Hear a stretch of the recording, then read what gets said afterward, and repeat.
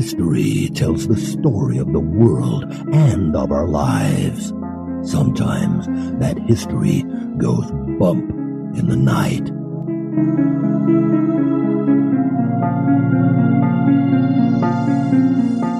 Broadcasting from the center of oddity and the supernatural in Central Florida, it's the History Goes Bump podcast.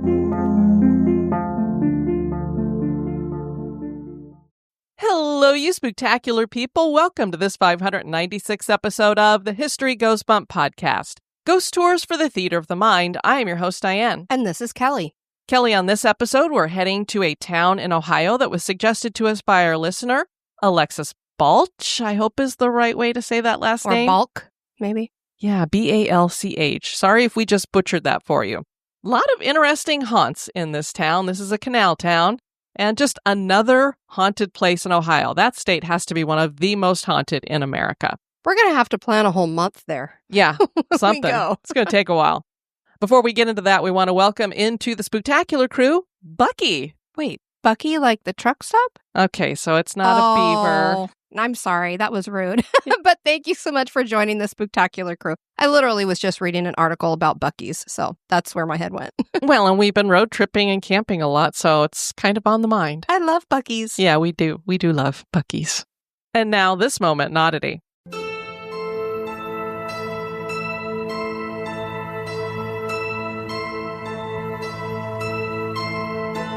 The original Mr. Potato Head included body parts, hats, and the like that could be added to an actual potato or other vegetable. But what if those parts were added to a giant ball of hair? Let us introduce you to Haas the Hairball, a Guinness Book record-holding ball of hair. Haas was created in Ohio by hairstylist Steve Warden. Warden's children had asked him for years to create a giant hairball. Somebody needs to call CPS. Why are children calling for you to make a giant ball of hair? So in 2013, he began collecting his clients' hair with that goal in mind. Warden even installed a chute in the floor of his salon to gather the hair. Little by little, the hairstylist assembled what would come to be known as Haas using liquid glue, spray adhesive, and hairspray to keep its shape. The name Haas was derived from the TV show Bonanza. In December of 2021, Haas was weighed in by Guinness Book of World Records at a whopping 225.13 pounds. Haas now travels with Ripley's Believe It or Not and has helped Ripley's raise more than $40,000 for charity organization Give Kids the World in Central Florida. Haas sports big blue eyes, a large cowboy hat, toothy grin, a big nose, and cow print pants. People have donated to Haas from around the world to create his rotund body, and he continues to grow. Art can take numerous forms, but creating a hairball that weighs more than the average man certainly is odd. And a little disgusting. I was just about to say, and disgusting. This history podcast is haunted. And now this month in history.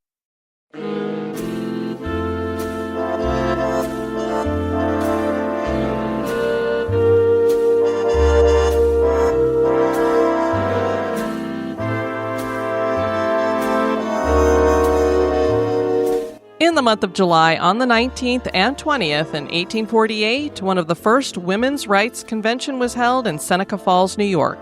The event was organized by Elizabeth Stanton, Martha Wright, Jane Hunt, Lucretia Mott, and Marianne McClintock, and was a crucial development in the fight for women's rights. Approximately 300 people were in attendance. Suffragists would later state that this convention was what truly launched the suffrage movement. It resulted in the drafting of the Declaration of Sentiments, which was modeled after the Declaration of Independence. It laid out the fundamental equalities that women were demanding regarding political, social, and economic rights, declaring them as the same inalienable rights that men were given. One of the key elements of the Declaration of Sentiments called for women's right to vote. Although that endowment was not solidified until 1920 with the 19th Amendment to the U.S. Constitution, the Declaration of Sentiments set into motion future activism and legal reforms for women. Massillon, Ohio is located in Stark County along the Tuscarawas River. This was a Quaker town and a canal town that grew and evolved as transportation changed throughout the country. Today, it has a thriving arts and culture scene that embraces its history. Several of the historic buildings in town have ghost stories connected to them. Join us for the history and hauntings of Massillon, Ohio.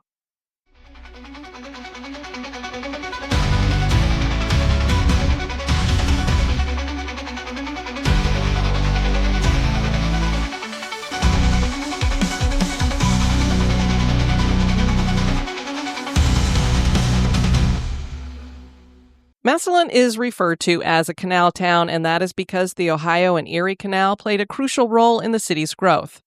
The city was founded on the banks of the Tuscarawas River as Kendall in 1812 by Thomas Roch. Seafaring New Englanders joined him, and many of them were Quakers, so the city was built with those values. A seaman named James Duncan came to the area in 1826 and established another city called Massillon, after French Catholic Bishop Jean-Baptiste Massillon. The Ohio and Erie Canal was built through his land to connect Massillon to Cleveland, and that was completed in 1832. Hiram and Marshall Wellman were merchants who came to Massillon, and they built a warehouse along the canal. They sent out the word that they would pay cash for wheat, and this brought farmers from everywhere, and before long, Massillon was nicknamed the Wheat City. Little fun fact, Marshall Wellman was Jack London's grandfather. Oh, wow. The port of Massillon thrived until the railroad arrived in 1852. Kendall and Massillon unified and incorporated in 1853. The flood of 1913 inundated the city with water, with floodwaters reaching the upper stories of buildings in the downtown area. The railroad tracks were destroyed and trains were washed away. The Ohio and Erie Canal was pretty much done after this flood. The building of viaducts helped with future flooding threats and saved the city from becoming a Rust Belt shell. The economy diversified, and the city has remained resilient. So, yeah, Kelly, that's it for the history. Nothing else major. Okay. Okay. So Alexis, who suggested this city to us, mentioned that apparently football is kind of a big deal here. Now, I have to admit, you and I are not really football people. We do watch the Super Bowl every year. Sports! And mostly for the commercials. But I did grow up watching football with my dad, and before I moved to Florida, we used to all go over to my sister's house on Sundays to watch the Broncos play. So I'm a little familiar with the football thing. I mean, I loved going to games. I just wasn't big about watching it on TV, or I guess I should say I'm not, but I do enjoy the Super Bowl. Well, and I never missed a high school football game. And Right. I went to Colorado State University, and I went to all the football games there, which, of course, my dad loved. Well, and it was mandatory for me, band nerd. Yeah, you kind of had to be there. Didn't have a choice, but I did enjoy them quite a bit. That's one of my favorite things about college and high school football is the band. Field show. Yeah, you don't get that with professional football. And I do have to say, I am kind of partial to baseball. But anyway, I am kind of familiar with football. And apparently Massillon is renowned for its fervent high school football culture. So I guess, Friday Night Lights is really big here. And that's because they have a community history deeply rooted in football. They love their Massillon Tigers team. There's apparently a strong rivalry with the Canton-McKinley Bulldogs. And it is said this is one of the oldest and most storied rivalries in high school football. Wow. It's a thing of legend. So now you know. Yeah. Massillon leads the series 76-53-5. So it's 76 wins, 53 losses, and 5 ties. Wow. Goodness. Woo, Massillon! The Massillon Tigers were an early professional football team that was founded in 1903 and played in the Ohio League, winning 5 championship titles in a row. The NFL began as the APFA in 1920, and the Tigers opted not to join. They stayed independent until they folded in 1923. So clearly that was not a good decision, because 3 years later they were done. The Massillon Washington High School assumed the tiger as their school mascot. Paul Brown graduated from the school in 1925, and he returned to coach the football team in 1932, and he stayed on as a coach for 9 years with an unbelievable 80 wins, 8 losses, and 2 ties for his record. Dang. Woo! That is a winning coach. That is something else. And on top of that, there was a 35-game winning streak in there. Brown would go on to be the first head coach of the Cleveland Browns, and he did that for 17 seasons. And he was the first head coach. So my brain went, wait, isn't that interesting that his last name is the same name as their quote unquote, I guess, mascot? So interestingly, and I noticed this when I was a kid because I used to collect the team helmets that they had in the gumball machines when I was a kid. Right. And for those who don't know, those actually fit on a Ken doll's head. Perfectly? Perfectly. I used to put them on my Ken dolls all the time. Anyway, of course I noticed the Browns have no logo. So I was like, what a boring helmet. There's nothing on it. It's just kind of this rusty brown orangey color. And what in the heck is a brown? Yes, the team was named for the coach, Paul Brown. So that's why they're called the Cleveland Browns. And I was today years old when I learned that. Or today years old when you were doing the research. That's right. But I thought that was pretty cool. I was like, I'd always wondered, why are they called the Cleveland Browns? I mean, I know they have their, like, what do they call it? Their dog pound or something? Is that the name of their fans and stuff? So they do occasionally have logos that they put out during different seasons and for different promotions and stuff. But the stadium that the high school football team plays in is named for Paul Brown. Massillon finished in the top 4 of ESPN's Titletown USA in 2008. So they're still a pretty darn good football team. Before we get into true hauntings, we wanted to touch on the woman in black panic that hit Massillon in 1895. Author Chris Woodyard brought this to our attention on his blog, Haunted Ohio. The Independent wrote in September of 1895, "Some little time ago, Peter Ertl stood on the corner of Prospect and Plum Streets, conversing in low but impassioned tones with a young woman, who listened with an eagerness that did not prevent her from taking mental note of a woman in black, who appeared with mincing steps and hovered near as though to listen. The first impulse of the couple, thus rudely approached, was one of indignation, but a second glance evoked curiosity, as it showed that the creature wore garments belonging to quite another generation, and its head seemed ridiculously small, no larger than Peter Ertl's manly fist." Manly. He's a manly fist. When the interest shifted and the young people began to scrutinize the strange apparition, the latter gathered up its skirts and floated rather than walked in the direction of Cedar Street. Mr. Ertl and his companion followed, somewhat gingerly, it must be confessed, and after following it through the labyrinths of Kendalltown, returned again to their corner and resumed the thread of their purely personal discussion. And then something strange occurred. Although they so stood that every avenue of approach was under their eyes, they became conscious all at once of a presence close at hand, and turning, discovered to their amazement this same woman, man, or spirit, grinning and listening as before.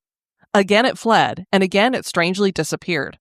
Mr. Ertl submits the opinion that this woman in black is a sure enough woman, afflicted with some malady of the head, which causes her to roam the streets at night. But Peter Ertl and that particular young woman no longer carry on conversations in low and impassioned tones at the corner of Prospect Street and Plum. I mean, who could blame them? You've got this figure wandering around when you're talking. The article continues with saying that Peter Ertl saw this woman in black for over 3 years. There was a belief that this wasn't a real spirit, and the article continued, "While it is unwise in these piping times of peace for real or imitation ghosts to go stalking forth, they undoubtedly have the right to parade the streets, if they so desire, as long as they refrain from committing deeds of a disorderly character or of violence. So it's okay if you want to pretend to be a ghost, just don't hit anybody." It does not appear that the woman in black has misbehaved herself very seriously, and there is therefore no urgent necessity on the part of anybody to shoot promiscuously at objects which may or may not be mysterious. Young persons whose enthusiasm and courage are of a soda water variety should not be entrusted with firearms for the purpose of exterminating ghosts or any other animate objects. I'm sorry, is soda water, it's not like it's alcohol. Revolvers are made for policemen and Wild West cowboys. Other people have no earthly excuse for carrying them, and their possession entails more trouble than it does good. Parents are warned that many of their young sons are inclined to disagree with these doctrines, and it is their duty to assist in bringing about a complete disarmament. Are we talking about a ghost or a political position on Amendment 2? Under conditions that give assurance of personal security, let the ghost hunting proceed. And I mean, they're literally ghost hunting if they're carrying guns. So 7 days later, the woman in black was revealed, and the Independent reported, Canton, September 14th. The mysterious woman in black proves to be Mrs. Leibold of Canton, who lives opposite the Yohe house. Frequently during the summer, Mrs. Leibold has visited friends in Massillon, and not being aware that she presented a frightful appearance to the superstitious, she has crossed Prospect and Plum Streets on her way to see them. On one occasion, no doubt the night that Peter Ertl and the young lady with whom he was talking first reported the ghostly specter in black, Mrs. Leibold says she was followed quite a distance by a young couple after she'd crossed Prospect Street. So you can imagine she's going, why are these people following me? And they're going, she's all scared. It's a ghost. It's a ghost. I remember the instance well, said Mrs. Leibold, for I was rather frightened myself. I'd called on friends in Plum Street and remained there later than I should, for I wished to spend a few moments with acquaintances in Center Street. I started for the latter place and walked rather fast. When I reached Prospect Street, instead of turning up to north, I walked straight up Plum Street and then through the alley in the rear of the Steese residence to north. I then noticed that I was being followed by the young man and lady and walked faster. She probably thought she was going to be mugged. When I reached Hamels, they had retired and I returned on North Street. The two walked past me and stared at me so closely that I thought they must have taken me for someone else, or, a ghost. I then took the 10:30 car for Canton. When informed that she'd been taken for the ghost and had badly frightened several persons, she was astonished, but greatly amused. That's hilarious. And thus, we are greatly amused as well. So there you have your woman in black. And it always amazes me when we have these stories about a ghost in white and we find out it's somebody running around in a sheet and stuff too. She wasn't even trying to be a ghost. She's just like, I was running late, got stuck here, so I was wandering around the town in black. And apparently I look so freaky because I have a freakishly small head. I have a diminutive skull. They thought I was a ghost. All right, so let's talk about the haunted locations in this city. First up, we have the library. The Massillon Public Library is located at 208 Lincoln Way East. The Massillon Library started as the McClemens Public Library in 1899. The first library was housed in the donated home of Nahum and Esther Russell, which was located on 4th Street. The library was named for J.W. McClemmond, who had provided a $20,000 endowment. Founder James Duncan built his home in the 1830s, and the house was later owned by Dr. J.P. and Clara Barrick. Clara died in the home in 1909, and the house passed to Clara's son, Frank Lee Baldwin, and his wife, Annie. Annie died in the house in 1931, and she had bequeathed the home to the city to be used as a museum or library. This opened as the Baldwin Museum, with many artifacts and some artwork in 1933. In 1934, snakes and other creatures were added, as was a reproduction of a coal mine in the basement. There you go, Kelly. They put snakes in there. My kind of museum. In 1935, a battle ensued about closing the museum and moving the library to the house. The library was moved to the house and a new building was built for the museum. The library is a really beautiful red brick building that was designed by architect Albrecht. There is a large rotunda with 2 wings, with one of those wings being the Duncan House. The interior features tall ceilings and terrazzo marble floors. The library is said to be haunted, and staff and visitors have all reported experiences. A security camera caught an interesting development at the witching hour. Right at 3 a.m., the elevator took itself up to the 3rd floor and opened. A bright light was seen coming from inside the elevator. And then a security camera caught the same thing again and again. It has happened many times. Wow, interesting. So you got to think, what is causing the bright light in there? I want them to put like a camera right in front of the elevator so we can see what it is. Sounds like something residual, though, if it keeps happening at the same time. Yeah, especially at 3 a.m. Director Sherry Brown has worked at the library since 1979, and she shared with The Independent an experience she had in 2011. She said she was working in her office that was located in the wing that had been the Duncan's house after the library had closed for the day. And this apparently was a bedroom of the house at one time. Someone walked past her office door, and she was startled because she thought she was the only employee in the building. She called out and got no response, so she went to see where this person had gone. And what is the case all the time, Kelly? She found no one else in the library? That's it. A custodian was cleaning one night and heard what he described as the tapping of a cane in the attic. A patron claimed that someone unseen pushed her, and staff members have been hit by books flying off the shelves. There are also claims of hearing disembodied footsteps and the nose picture of a distinctive perfume. Is it old lady perfume? And now a little break for a word about one of our sponsors.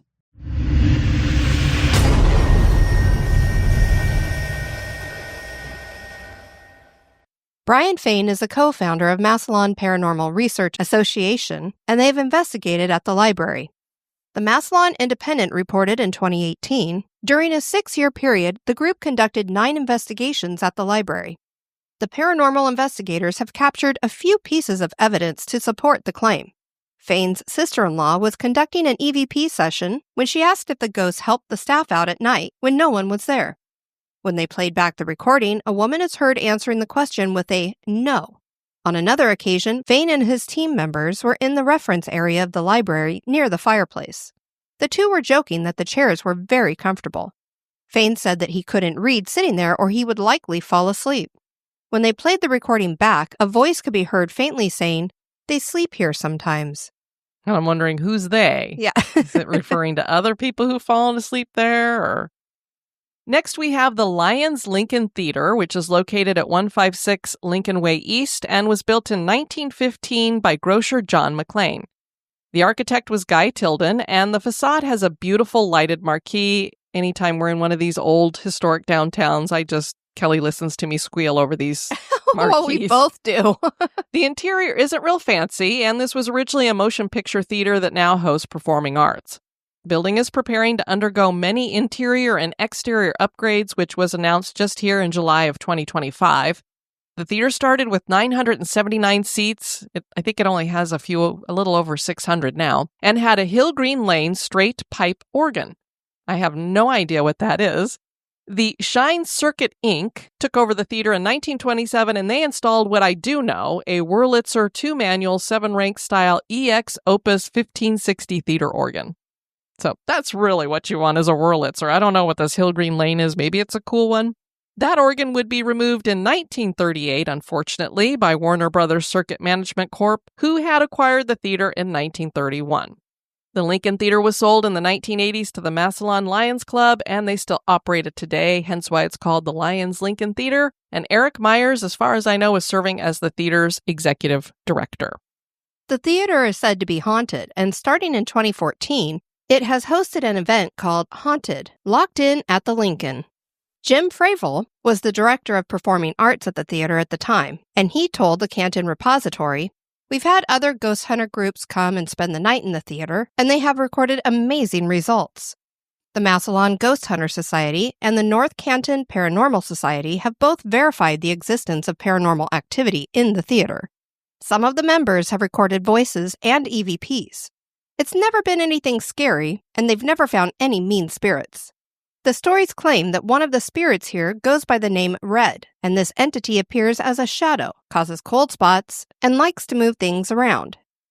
Disembodied voices are heard in the stairwells." Next, we have the Five Oaks Mansion, which is located at 210 4th Street Northeast and was the home of the man whom we mentioned in regards to the beginnings of the library, J. Walter McClemens. Five Oaks was named for the 5 oaks on the property. Wow, that's, So original. how original. I love oak trees. Yeah. And built in 1892 as designed by architect Charles F. Schweinfurth in the Gothic and Romanesque styles. The street it was built on was known at the turn of the century as the Showplace of America, so you can only imagine all the mansions that were on this street at one time. It is said to be the architect's best work. The exterior featured towering chimneys, an arched portico, and a corner turret tower. The interior featured Tiffany glass, chandeliers, exotic woods that were beautifully carved, and there was also gold and silver leaf embossing. The house was filled with Victorian furniture as well. In September of 1919, the house became the meeting place for the Massillon Women's Club, which had been formed to support the World War I effort. The house was registered on the National Register of Historic Places in 1972. Haunting activity included hearing a woman singing, a statue that moves on its own, the smell of a cigar, and full-bodied apparitions. So another nose picture. Yes, here we go. Another one depending upon the cigar, it could be a nice smell or a not-so-nice smell, because some cigar smoke smells a little sweet. The North Ohio Paranormal Scientific Society investigated in 2010 and reported feeling spider webs across their faces and arms, hair touched, touches on the neck and cold air on the neck, heart racing, and dizziness. Or maybe you just had too much to drink at dinner. And now on to Cosmos Grill, which is located at 37 1st Street Southwest. Cosmos was opened by three guys, an ex-beer salesman, an ex-medical swab manufacturer, and an ex-CPA in 2005, in a building that has been there for 150 years. The name comes from Kramer of Seinfeld. I love that. His first name was Cosmo with a C. The restaurant has a K instead. And the story goes that the three guys were in some kind of a thrift shop and they were still trying to figure out what they wanted to name the restaurant. And they said it was almost like the racks parted and a spotlight shone on this picture hanging on the back wall, and it was Kramer. And they were hilarious. all big fans of Seinfeld, so they went, that's what we're calling it. They don't make TV shows like that anymore, really. No, they don't. The men renovated the space, embracing its history by highlighting the tin ceilings, exposed brick, and refinishing the original wood floors. A wood stone hearth is the heart of the restaurant and is used to make pizza, cookies, fruit cobbler, and dips. We are going to this place if we are ever in this city because that sounds so good to me right out of a stone oven. Absolutely. And we're both hungry. We haven't had breakfast yet. And I will have all of it, the pizza, cookies, fruit cobbler, and dip. Alrighty then. Before Cosmos was here, this was the Coppers Bar and Cafe. Sherry Brake had investigated here when it was Coppers, and she writes in her book, Haunted Stark County, This investigation took place in December 2003 and was one of the most interesting investigations I have done in Massillon. The building originally housed canal workers on the top floor as they worked on the local canal in the 1820s. Paranormal activity had been experienced by the majority of the workers I interviewed that day at Coppers. Kitchen workers spoke of food containers moving around mysteriously, and many items being lost while showing up in crazy locations later. Upon exploring the second floor area, I was told by a worker that on several occasions, he had seen many of the oven doors open by themselves. He told me that he would step out of the kitchen momentarily and then pop back into the area within a few minutes to find that the bread ovens had opened unexplainably. They just didn't want the bread to get overdone, you know. On the main level, I spoke to one of the nighttime employees who told me she would close up by herself on occasion and would sometimes see shadowy forms moving by the bar area. She then explained to me that these shadowy forms seemed to be full-size men walking on their knees. Isn't that weird? That is very strange. Wow. So, I mean, I guess they were so low that you're like, they'd have to be on their knees. Unless it was just a heavier child. Well, you know what this makes me wonder is what has changed about the flooring. Yeah, it could And be possibly higher than it used to be. Yeah, these spirits are walking on the original floor that's below that. Sherry goes on to say, of course, that puzzled me, and I asked her if she meant that the shadows were dwarf-like in size or children, and she was very adamant that they had been these full-size torsos and arms of men. I interviewed several regulars that day as well and was surprised to find out an interesting fact about the floor. It seems that many years ago, during a renovation, it was decided that the floor would need to be built up about 10 inches or so. So I have to say, I hadn't read this ahead of time, so Good one, Diane. I guess we were right. Way to research. Thinking about the theory that ghosts sometimes walk on the terrain they frequented years ago made me realize a startling fact. These shadowy forms were probably walking on the original floor, which would have been about 10 inches lower than the new floor, which makes me think that these are more residual in nature.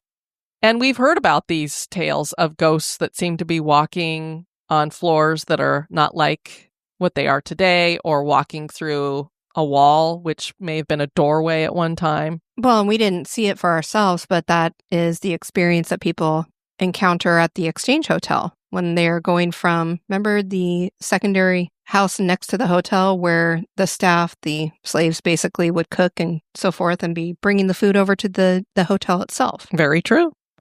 Then we have a couple of cemeteries here. We have the Kendall and Massillon city cemeteries. When the city of Kendall was founded, the Kendall Cemetery was the first burial ground established in the city of Massillon.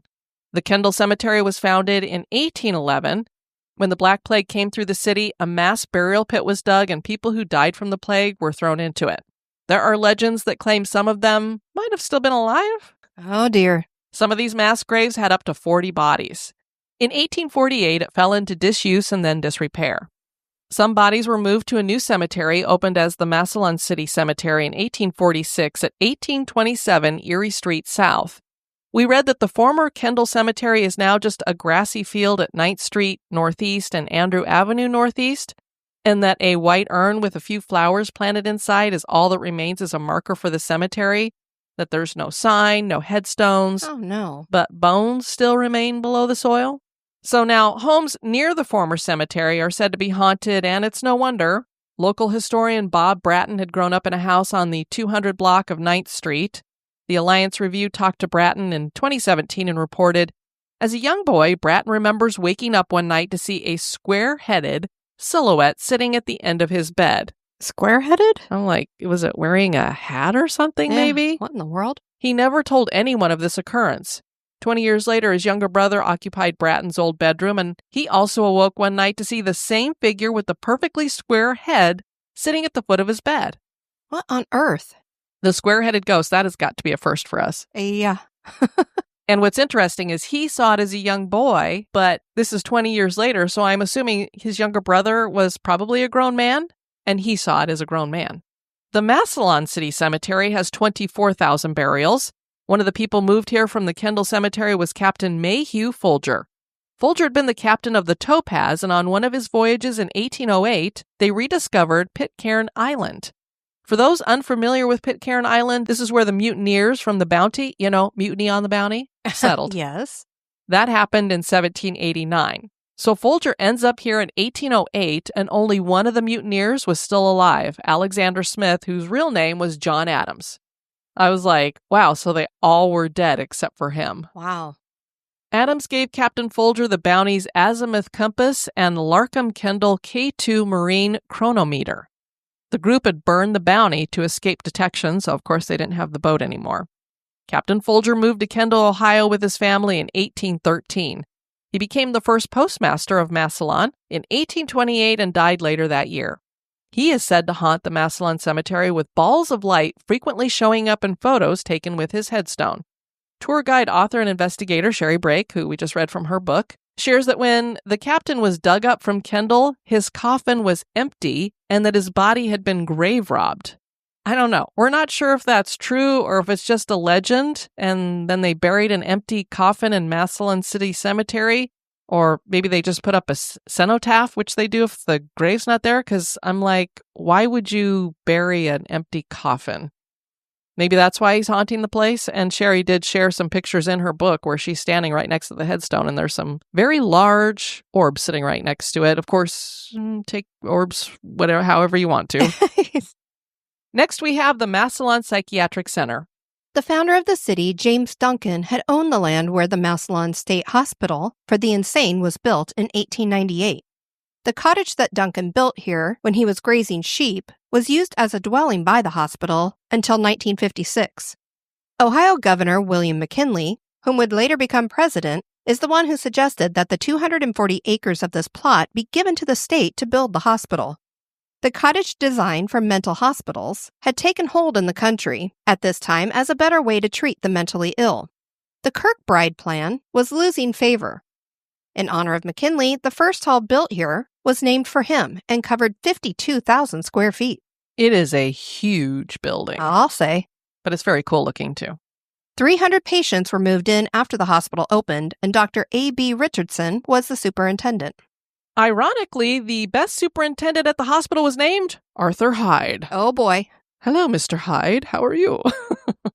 He took over in 1918 and would remain in that position until 1954. He knew each patient by name and treated them with respect. It is said he did more for the mentally ill than anyone else in Ohio. A trolley was built between the city of Massillon and the hospital. The hospital continued to expand, adding 40 buildings that included a laundry, powerhouse, boiler house, kitchen and bakery, dining hall, infirmary building, storehouse, and residences for patients and employees. By 1950, there were 365 employees and 3,100 patients. As the 1970s brought other theories on treatment, patients were slowly transferred out of the hospital to other facilities. The hospital changed its name to the Massillon Psychiatric Center after that, and today is known as the Heartland Behavioral Health Center. In October of 2024, federal grants were used to begin a cleanup at the hospital. McKinley Hall closed and has sat empty. People have claimed that this is the most haunted location on the property. Lights flicker inside when no one is inside. There have been sightings of a ghostly boy within the walls. He was seen by nurses through the years, and they claimed he darted through the halls at night. Sherry Brake says that in 2005, she was taking a tour group into the hall, and this group included a local reporter and photographer. The photographer caught an image that looked like a blurry little boy, and there were no children on the tour. Yeah, they were going to turn this into a haunted house attraction. They had everything going. The city had made an agreement with the company that wanted to do it, and then they didn't follow through with, taking care of all the safety issues and everything like that. They just started moving their stuff in, so they had to give them the boot. And so, unfortunately, it's just sitting there with nothing to be done to it. It's a very cool building. And finally, we have the Doctor's Hospital. The Doctor's Hospital in Massillon was located at 400 Austin Avenue Northwest, and I said was because that was before it was demolished. This hospital was built in the early 1960s and ran until 2008. 5 doctors and a businessman are the team that formed to build the hospital. The building was shaped like an airplane with a main corridor and 2 wings that included 48 beds. The hospital was expanded several times over the years and ended up being 300,000 square feet. Goodness. The hospital offered all services from regular doctor's visits to emergency care and surgery. There was intensive care units and a maternity ward. And of course, a morgue. The hospital went into decline after merging with Massillon Community Hospital in 2006 to become Affinity Medical Center, and all services were eventually moved to the Massillon facility. The Stark County morgue remained until 2009, and the building sat vacant until it was demolished in 2019. Doctor's Hospital was said to be haunted. One of the spirits here was said to be a nurse's aide who died from a heart attack in the hospital. He liked to hum, and so disembodied humming was heard. A misty apparition was seen. Water faucets would turn on and off by themselves, even as staff watched it happen. Nurses claimed to hear their names being called when no one was around. Ooh, we had some prankster ghosts here. There was one room that was said to be the most haunted. The legend behind it was that an elderly woman had cursed the room before she died. Patients staying in the room would complain that an elderly woman would enter their room and pull their covers off of them and tell them to leave her room. Oh, no. Coldness would often fill the room, but then you have to wonder if these people had ever been in a hospital, Kelly. The freaking place is always freezing. That is true. I mean, how much colder would a hospital have to get for you to be like, I think there's a ghost in here? You'd have to be like, sub-zero, ice is forming on my nose. Got booger sickles. So one thing I hate, or when they take you in the operating room, I'm always asking for warm blankets at the hospital. A hospital administrator wanted to prove the stories wrong, so he stayed the night in the room, but he fled it around 2 a.m. He then had the room sealed off, and no patients were ever assigned the room again. A story shared with 12 News goes, another tale takes place in labor and delivery. According to Miller, an expectant mother was in distress. Her young nurse went in search of a doctor for help. She encountered an older physician in the hallway who barked orders and walked away. Not long after, a superior berated the young staffer for administering drugs without doctor's orders. The young RN offered up a description of the mysterious doctor. Her description eerily matched that of a hospital doctor who had died years earlier. I guess he was a real jerk and is still a jerk in the afterlife, but I could just imagine they're like, who signed off on these drugs that you gave to this woman? I'm sure there's some kind of painkiller or something. And she's like, oh, it was, I didn't see his name, but he kind of looked like, and they're like, what are you talking about? And he yelled at me. Yeah. Massillon, Ohio is a historic town oozing with small town charm and football. There's plenty of interesting architecture, and it would seem that there are plenty of ghosts too. Are these locations in Massillon haunted?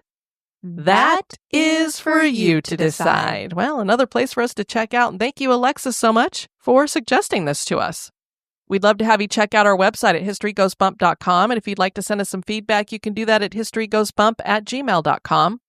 So we heard from Hey Nixie, I believe is your name, on Instagram. I've just listened to your Stones and Bones episode on the Oddfellows. Oh my God, you may have, and this was our Oddfellows Cemeteries that just dropped this last week as well. You may have cleared up a story about our science class skeleton in high school. Our science teacher was always slightly untrustworthy, and he had maintained that the skeleton was real. I do think it was, and that it had come from a closet in the IOOF hall before it was pulled down. Maybe he was actually telling the truth. Oh my goodness. I said, whoa, I would lean on the side of it being real if it came out of one of the Oddfellows halls, more than likely. And then also along the lines with the Oddfellows Cemetery, we heard from, and I'm going to say her full name because you have to know her full name to get this comment that she made over under Patreon. Cindy Fellows. Funny that you thought you should be included in the Odd Fellows cemetery because you were odd. How about me? My last name is Fellows, and I'm sure there are people who think I am odd. I was raised Catholic until I married my Protestant husband and became a Fellows. So yeah, I mean, you're an odd Fellows, so you definitely belong in that cemetery, Cindy. I want to thank you guys for tuning into this episode. I've been your host, Diane. And this has been Kelly. You take care now. Bye-bye. This episode isn't brought to you by our executive producers. Join me in the cemetery by becoming an executive producer. You can join on Patreon or PayPal. Check out the Support the Show tab on the website for more information.